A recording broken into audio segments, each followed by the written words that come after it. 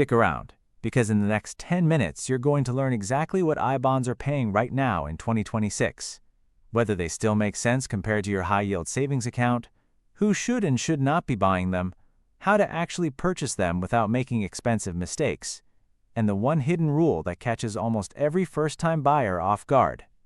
Let's get into it. I-bonds are savings bonds issued directly by the U.S. Treasury. That means your money is backed by the full faith and credit of the United States government. You are not going to wake up one morning and find out your I-bond issuer went bankrupt. That peace of mind alone is worth something. But here is what makes I-bonds genuinely interesting in 2026. Their interest rate is tied to inflation. Specifically, it resets every 6 months based on the Consumer Price Index. So when inflation stays elevated, your I-bond rate climbs with it. When inflation drops, the rate adjusts downward. Right now, inflation has been stickier than most economists predicted. The Fed has struggled to get it fully under control, and that has actually worked in I-bond holders' favor.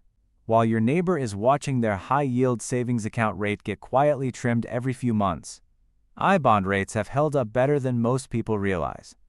The current composite rate as of the most recent reset is sitting in a range that is meaningfully competitive. We will talk exact numbers in a moment, but first you need to understand the two-part structure of how that rate is actually calculated, because most people get this completely wrong. Here is something that confuses almost everyone. The I-bond rate is not just one number, it is actually two numbers added together. The first part is the fixed rate. This is locked in permanently the day you buy your bond and never changes for the life of that bond. It could be 0. It could be 0.5%. It could be higher. Whatever it is, when you buy, you keep it forever. The second part is the inflation rate.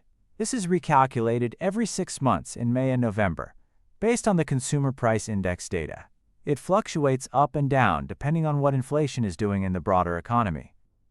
You add those two numbers together and you get the composite rate, which is what your bond actually earns. Here is why this matters in 2026 specifically. The fixed rate component has actually moved higher compared to where it was a couple of years ago. That is a big deal because it means every dollar you put in today locks in a better permanent base than buyers got back in 2021 and 2022 when everyone was rushing in. Those early buyers sometimes locked in a fixed rate of literally 0%. So the timing of when you buy matters more than most people think. And that leads us to the next question a lot of people have. How does this actually compare to just parking money in a high-yield savings account? Let's be honest. A year ago, high-yield savings accounts were offering rates that made everything else look boring. Some accounts were paying over 5% with 0 strings attached. You could move your money anytime you wanted. No lock-in, no penalties, no government portals to navigate. But that window has been closing. As the Fed has cut rates, high-yield savings account rates have followed. We are now seeing top-tier accounts paying rates that are noticeably lower than their peak. And unlike I-bonds, there is nothing stopping that number from dropping again next month. I-bonds have a different trade-off.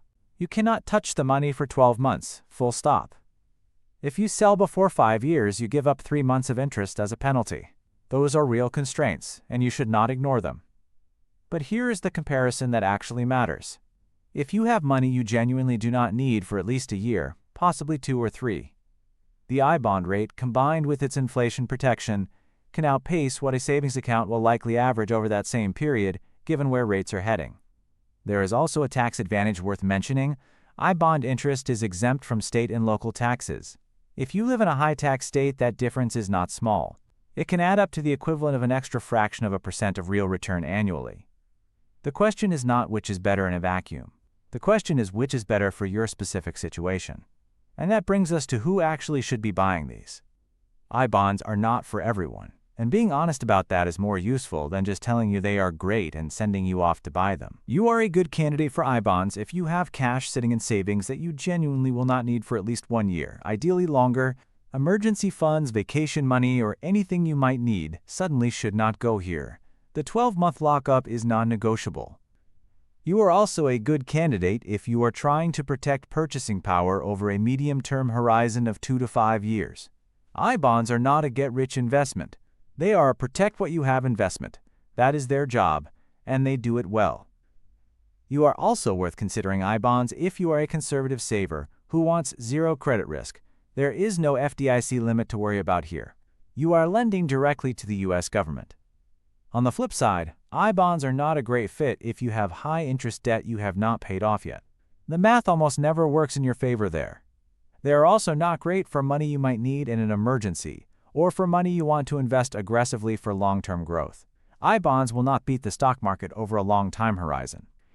The purchase limit is also a real constraint, $10,000 per person per year through Treasury Direct, with one exception that could actually help some people. Buying I bonds is simpler than people make it sound, but there are a few landmines worth knowing about before you start. You buy them at treasurydirect.gov. There is no broker, no middleman, no app. Just you and a government website that looks like it was designed in 2004. Create an account, link your bank, and purchase. The $10,000 annual limit per person is per Social Security number.